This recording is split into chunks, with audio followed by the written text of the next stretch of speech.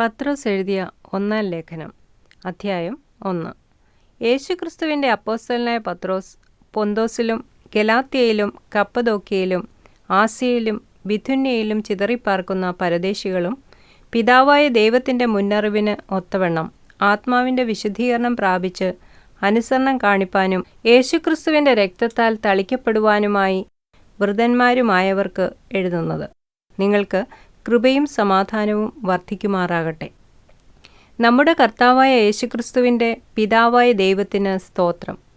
അവൻ മരിച്ചവരുടെ ഇടയിൽ നിന്നുള്ള യേശുക്രിസ്തുവിൻ്റെ പുനരുത്ഥാനത്താൽ തൻ്റെ കരുണാധിക്യപ്രകാരം നമ്മെ ജീവനുള്ള പ്രത്യാശയ്ക്കായി അന്ത്യകാലത്തിൽ വെളിപ്പെടുവാൻ ഒരുങ്ങിയിരിക്കുന്ന രക്ഷയ്ക്ക് വിശ്വാസത്താൽ ദൈവശക്തിയിൽ കാക്കപ്പെടുന്ന നിങ്ങൾക്ക് വേണ്ടി സ്വർഗത്തിൽ സൂക്ഷിച്ചിരിക്കുന്നതും ക്ഷയം, മാലിന്യം, വാട്ടം എന്നിവ ഇല്ലാത്തതുമായ അവകാശത്തിനായി തന്നെ വീണ്ടും ജനിപ്പിച്ചിരിക്കുന്നു.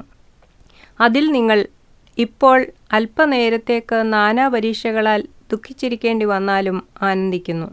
അഴിഞ്ഞു പോകുന്നതും തീയിൽ ശോധന കഴിക്കുന്നതുമായ പൊന്നിനേക്കാൾ നിങ്ങളുടെ വിശ്വാസത്തിൻ്റെ പരിശോധന വിലയേറിയത് എന്ന് യേശുക്രിസ്തുവിൻ്റെ പ്രത്യക്ഷതയിൽ പുകഴ്ചയ്ക്കും തേജസ്സിനും മാനത്തിനുമായി കാണുവാൻ അങ്ങനെ ഇടവരും. അവനെ നിങ്ങൾ കണ്ടിട്ടില്ലെങ്കിലും സ്നേഹിക്കുന്നു. ഇപ്പോൾ കാണാതെ വിശ്വസിച്ചും കൊണ്ട് നിങ്ങളുടെ വിശ്വാസത്തിൻ്റെ അന്തമായ ആത്മരക്ഷ പ്രാപിക്കുകയും പറഞ്ഞു തീരാത്തതും മഹിമയുള്ളതുമായ സന്തോഷത്തോടെ ആനന്ദിക്കുകയും ചെയ്യുന്നു. നിങ്ങൾക്ക് വരുവാനിരിക്കുന്ന കൃപയെക്കുറിച്ച് പ്രവചിച്ച പ്രവാചകന്മാർ ഈ രക്ഷയെ ആരാഞ്ഞ് അന്വേഷിച്ചിരുന്നു. അവരിലുള്ള ക്രിസ്തുവിൻ ആത്മാവ് ക്രിസ്തുവിന് വരേണ്ടിയ കഷ്ടങ്ങളെയും പിൻവരുന്ന മഹിമയെയും മുമ്പിൽ കൂട്ടി സാക്ഷീകരിച്ചപ്പോൾ സൂചിപ്പിച്ച സമയം ഏതോ എങ്ങനെയുള്ളതോ എന്ന പ്രവാചകന്മാർ ആരാഞ്ഞു നോക്കി. തങ്ങൾക്കായിട്ടല്ല, നിങ്ങൾക്കായിട്ടത്രേ തങ്ങൾ ആ ശുശ്രൂഷ ചെയ്യുന്നു എന്ന് അവർക്ക് വെളിപ്പെട്ടു. സ്വർഗത്തിൽ നിന്ന് അയച്ച പരിശുദ്ധാത്മാവിനാൽ നിങ്ങളോട് സുവിശേഷം അറിയിച്ചവർ അതിപ്പോൾ നിങ്ങളെ ഗ്രഹിപ്പിച്ചിരിക്കുന്നു. അതിലേക്ക് ദൈവദൂതന്മാരും കുനിഞ്ഞു നോക്കുവാൻ ആഗ്രഹിക്കുന്നു. ആകയാൽ നിങ്ങളുടെ മനസ്സുറപ്പിച്ച് നിർമ്മതരായി യേശുക്രിസ്തുവിൻ്റെ പ്രത്യക്ഷതയെങ്കിൽ നിങ്ങൾക്ക് വരുവാനുള്ള കൃപയിൽ പൂർണ്ണ പ്രത്യാശ വെച്ചുകൊള്ളുവീൻ. പണ്ട് നിങ്ങളുടെ അജ്ഞാനകാലത്തുണ്ടായിരുന്ന മോഹങ്ങളെ മാതൃകയാക്കാതെ നിങ്ങളെ വിളിച്ച വിശുദ്ധനൊത്തവണ്ണം അനുസരണമുള്ള മക്കളായി എല്ലാ നടപ്പിലും വിശുദ്ധരാകുവീൻ. ഞാൻ വിശുദ്ധൻ ആകയാൽ നിങ്ങളും വിശുദ്ധരായിരിപ്പീൻ എന്ന് എഴുതിയിരിക്കുന്നുവല്ലോ. മുഖപക്ഷം കൂടാതെ ഓരോരുത്തൻ്റെ പ്രവൃത്തിക്ക് തക്കവണ്ണം ന്യായം വിധിക്കുന്നവനെ നിങ്ങൾ പിതാവെന്ന് വിളിക്കുന്നുവെങ്കിൽ നിങ്ങളുടെ പ്രവാസകാലം ഭയത്തോടെ കഴിപ്പീൻ.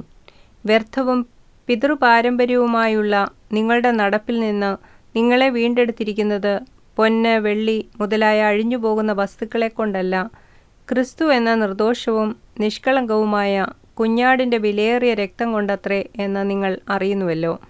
അവൻ ലോകസ്ഥാപനത്തിനു മുമ്പേ മുന്നറിയപ്പെട്ടവനും അവൻ മുഖാന്തരം ദൈവത്തിൽ വിശ്വസിക്കുന്ന നിങ്ങൾ നിമിത്തം ഈ അന്ത്യകാലത്ത് വെളിപ്പെട്ടവനും ആകുന്നു.